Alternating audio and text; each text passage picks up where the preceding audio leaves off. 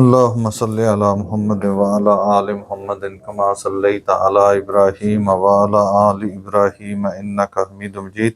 اللهم بارك على محمد وعلى آل محمد كما باركت على إبراهيم وعلى آل إبراهيم إنك حميد مجيد. أعوذ بالله من الشيطان الرجيم. بسم الله الرحمن الرحيم.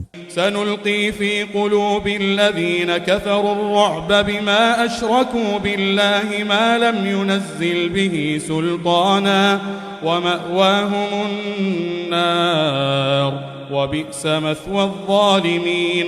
ولقد صدقكم الله وعده إذ تحسونهم بإذنه حتى إذا فشلتم وتنازعتم في الأمر وعصيتم من بعد ما أراكم ما تحبون منكم من يريد الدنيا ومنكم من يريد الآخرة ثم صرفكم عنهم ليبتليكم ولقد عفا عنكم والله ذو فضل على المؤمنين. اس سے پہلے ہم غزوہ احد کے معاملات پڑھ رہے ہیں. اللہ تعالیٰ مومنوں کو جو پریشان مومن تھے ان کو تسلیاں دے رہے ہیں. سنلقی ان قریب ہم ڈال دیں گے فی قلوب الذین ان لوگوں کے دلوں میں کفروا جنہوں نے کفر کیا الرعب روب. مومنوں غزوہ احد میں پریشانی آنے کی وجہ سے نقصان ہونے کی وجہ سے پریشان نہ ہو. یہ ہمیشہ غالب رہنے والے نہیں ہیں. ان کے دلوں میں رعب ڈال دیں گے. کس وجہ سے؟ بما اشرکو اس وجہ سے جو انہوں نے شرک کیا. کس کے ساتھ؟ باللہ اللہ کے ساتھ. ما لم ینزل بہ سلطانہ ان چیزوں کو شریک ٹھہرایا ان ہستیوں کو شریک ٹھہرایا جن کے متعلق ما لم ینزل نہیں نازل کی اللہ تعالیٰ نے بہی سلطانہ کوئی دلیل.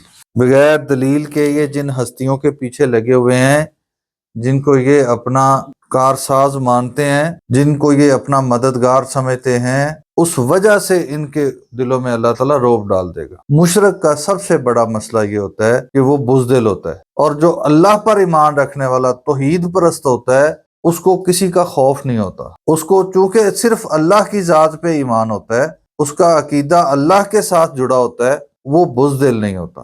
وَمَأْوَاهُمْ نار وَمَأْوَاهُمْ اور ان کا ٹھکانہ ہے النار آگ جہنم دوزخ. وَبِئْسَ مَثْوَى الظَّالِمِينَ اور ظالموں کا ٹھکانہ بہت برا ہے. وَلَقَدْ صَدَقَكُمْ اور تحقیق سچ کر دکھایا تھا تمہارے لیے اللہ تعالیٰ نے وعدہ اپنا وعدہ. اللہ تعالیٰ اس غلطی کی منظر کشی فرما رہے ہیں جہاں سے مومنوں کو نقصان ہوا کہ یہ نقصان کیوں اٹھانا پڑا.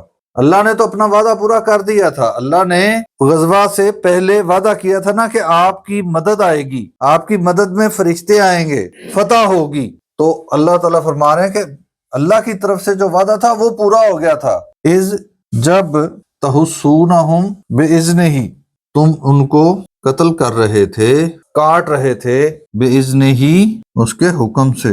حتی اذا فشلتم یہاں تک کہ جب تم نے پست ہمتی دکھائی وَتَنَازَعْتُمْ فِي الْأَمْرِ اور تم نے جھگڑا کیا حکم کے متعلق وَعَصَيْتُمْ اور تم نے نافرمانی کی.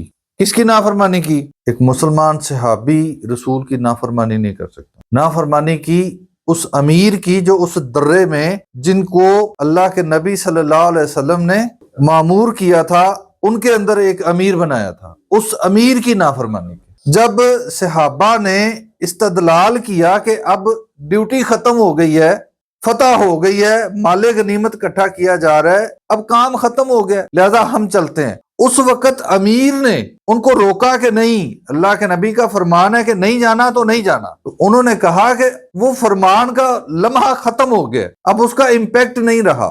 اس استدلال کے ساتھ گئے تھے وہ ڈائریکٹ نافرمانی نہیں تھی لیکن امیر نے اس کے باوجود روکا اس امیر کی نافرمانی. اللہ کے نبی کا حکم جان بوجھ کے نہ ماننا یہ بہت بڑی غلطی ہے. اس صحابی سے اس کی توقع نہیں ہو سکتی لیکن یہ بھی غلطی تھی اس وقت اس امیر کی بات نہ ماننا بھی غلطی تھی جس کی طرف اللہ نے یہاں پہ اشارہ کیا کہ تم نے اپنے امیر کی بات نہیں مانی تو تم نے نافرمانی کی، من بعد ما اراکم، اس کے بعد جب تم نے دیکھا، ما تحبون، اس چیز کو جسے تم پسند کرتے تھے۔ کسے؟ نہیں، مال غنیمت کا لالچ نہیں تھا۔ کیوں؟ بدر کے بعد مال غنیمت کے اصول نازل ہو چکے تھے، مال غنیمت کے قوانین وضع تھے، وہ کٹھے کرتے نہ کرتے ان کو مال غنیمت ملنا ہی تھا جتنا حصہ آنا تھا۔ اب یہ مال جمع کرنے کی حرص تھی نہیں کہ میں جتنا کر لوں گا وہ میرا ہے، وہ ہاتھ بھی نہ لگاتے پھر بھی ان کے حصے میں آنا تھا۔ اس کی لالچ نہیں تھی، فتح تھی۔ جب دیکھ لیا کہ فتح ہو گئی ہے جس کی ان کو خواہش تھی تو انہوں نے کہا کہ بس اب ڈیوٹی ختم ہو گئی۔ اصل یہ تھی کہ انہوں نے وہ دیکھ لیا جو ان کو پسند تھا۔ کیا پسند تھا؟ فتح پسند تھی، فتح چاہتے تھے، تو انہوں نے کہا کہ فتح ہو گئی ہے اب ضرورت نہیں ہے۔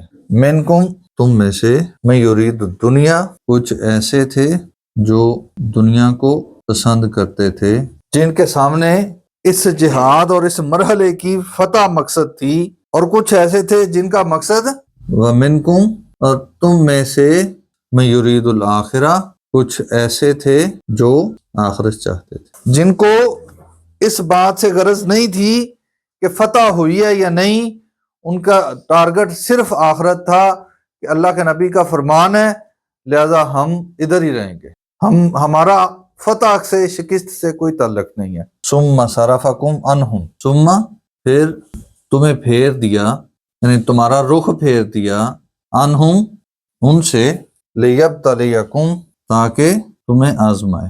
یہ وہ مرحلہ تھا جب مسلمانوں نے، مومنوں نے، صحابہ نے وہ درہ چھوڑ دیا تو اللہ تعالیٰ نے پھر ایک آزمائش میں مبتلا کر دی۔ تو اللہ تعالیٰ نے اس غلطی کی طرف اشارہ کر کے ساتھ ہی اعلان کر دیا وَلَقَدْ عَفَا عَنْكُمْ، اور تحقیق اس نے تمہیں معاف فرما دیا، جن سے غلطی ہوئی تھی ان کو اللہ نے معاف فرما دیا۔ واللہ، اور اللہ تعالیٰ، ذو فضل، صاحب فضل ہے، علی المؤمنین، مومنوں پر، اللہ تعالیٰ مومنوں پر فضل کرنے والا ہے۔